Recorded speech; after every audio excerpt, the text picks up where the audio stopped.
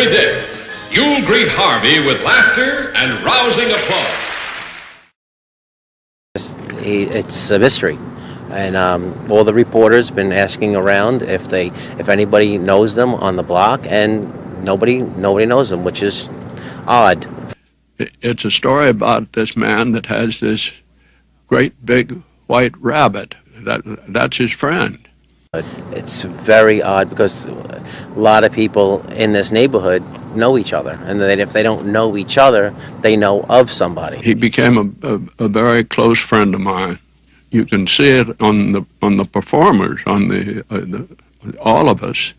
You can see that all of us sort of accept the existence of this rabbit. We knew of him, but we didn't really know him. He was quiet when he was younger, so no one really got to know him on like a super personal level, so we never really knew his true personality or anything like that. Elwood P. Dowd and his pal Harvey, that damn Harvey. Little name. You said that name. You promised you wouldn't say that name, and you said it. I'm sorry, Mama. Elwood is the biggest heartache I have, but he's still my brother. Why can't we live like other people? It's a mystery. Must I remind you again, Elwood isn't living with us, we're living with him. What? This is Elwood P. Dowd speaking. Yes, that's right. Elwood P. Oh? You live right down the street. I knew him when he was younger. He obviously lived right down the road here, and we rode the same bus. Even someone we spoke to who lived just 2 doors down from the Lanzes said they had very little information about the family and didn't really know Adam Lanze. We knew of him, but we didn't really know him. Miss Elsie Greenwald. Oh, Harvey, this is a Miss Elsie Greenwald, and she wants to meet me. When? Bye, my dear. You come right over. We knew of him, but we didn't really know him. Harvey, don't you think maybe we ought to freshen up a little before we greet the lady? Yes. And all the reporters been asking around if anybody knows them on the block, and nobody knows them, which is odd. Elwood, I put your mail up on your desk upstairs. Did you, Peter? Well, that was nice of you.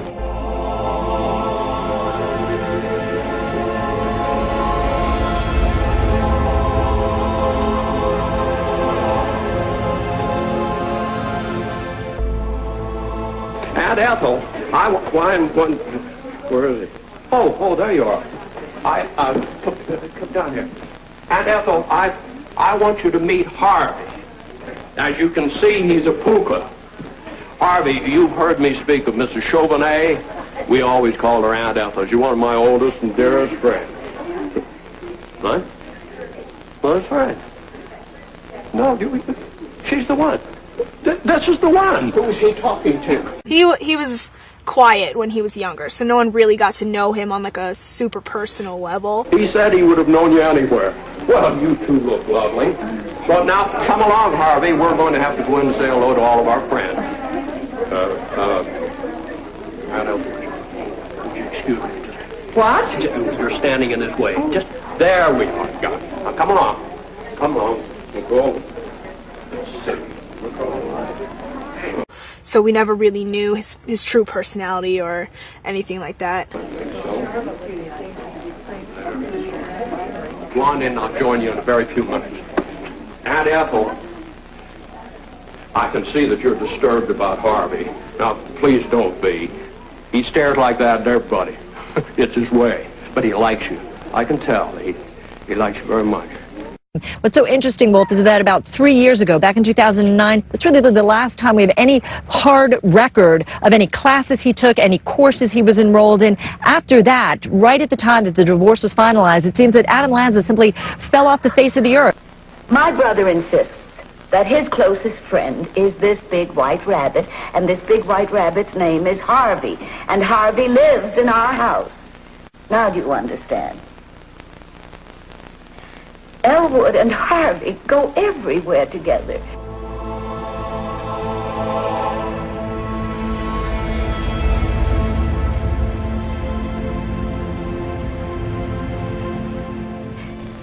I'm going to tell you something I've never told anybody in the whole world before. Every once in a while, I see this big white rabbit myself. There is no record of anything that he did, what he may have accomplished, who he met with. We've had a very difficult time even finding friends who knew him from the period 2009 on. So he existed, but he existed in a world that really nobody knows about. He existed in a world that really nobody knows about, Wolf. I knew him when he was younger. He obviously lived right down the road here, and we rode the same bus from maybe first grade through seventh grade. I didn't know him like personally on a personal level, but I did know the kids, the same kids with the kids in the area were all the same age. Well, you seem to be looking for someone. Yes, I'm looking for Harvey. I went off without him. Harvey, is he a patient here? No, he's nothing like that. Oh. Well, does he work here? No, he's what you might call my best friend. Where was he when you last saw him? Well, he was sitting right over in that chair there, and his hat and coat were hanging right on this rack here. There's no hat and coat there now. Perhaps he left. Apparently he did. I don't see him anywhere. The first act is all right, but then I'd look down and I'd see the kids sort of squirming around in their seats and whispering to their parents and so on. And finally, at about halfway through the second act, one of the kids just couldn't take it any longer and stood up and yelled at me, "Where's the rabbit?" In order to be convincing, in order to be successful as a play and a movie, the writing has to be something very special. Where's the rabbit? Where's the rabbit? Where's the rabbit? Every once in a while, I'd be walking down the street and somebody would tap me on the shoulder, and I'd turn around, and here would be this man. Maybe a lot of them hadn't shaved for a couple of days, and they maybe hadn't had their suit pressed for quite a while, but they look up and they say, "Is Harvey with you?" Well, when this first happened, I thought it was making a joke or something. And then, after several times, I come to see that they were serious. He decided to stay home, and most of them say the same thing. They say, "My name's Charlie, and the next time you see him, why, give him my regards, please."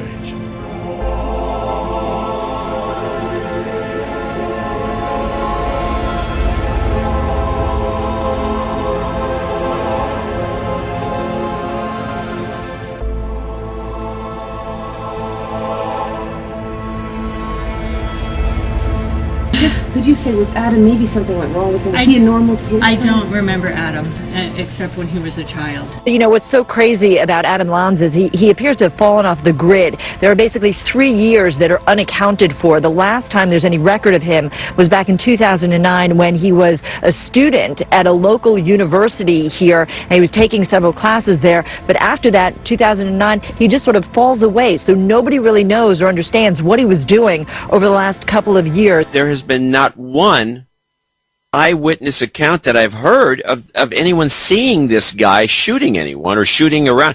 Even when he apparently killed everyone who laid eyes on him before he killed himself. And I don't even know that it was him that did any of it. I mean, they could bring a dead guy in there. Some paid assassin could come and shoot up a bunch of people or not, and then throw this guy's body in the curtainly heard. I mean, has anyone said, yeah, he came in wearing, first there was a report he was wearing a mask. I don't know why, but okay, he was wearing a mask.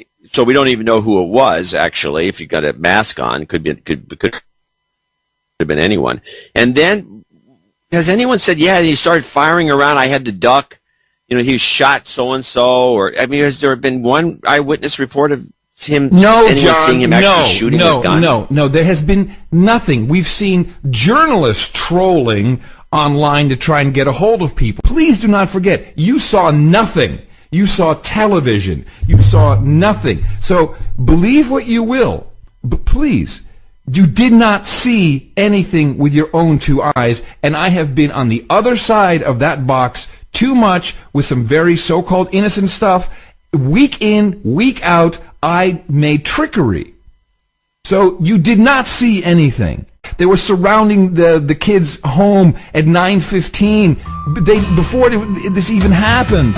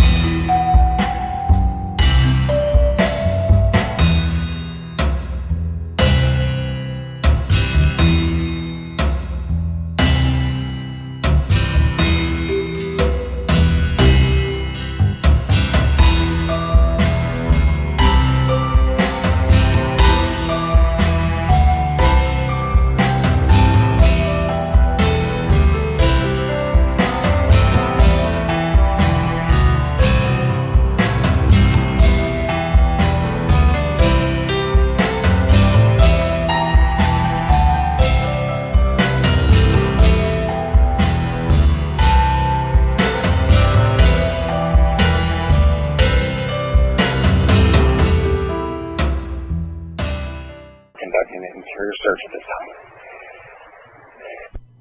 Aim for life for that. Aim for life for that. Aim for life for that. Aim for life for that. One of the kids just couldn't take it any longer and stood up and yelled at me, "Where's the rabbit? Where's the rabbit?" There's a blooper, Steve. There's a blooper, Steve.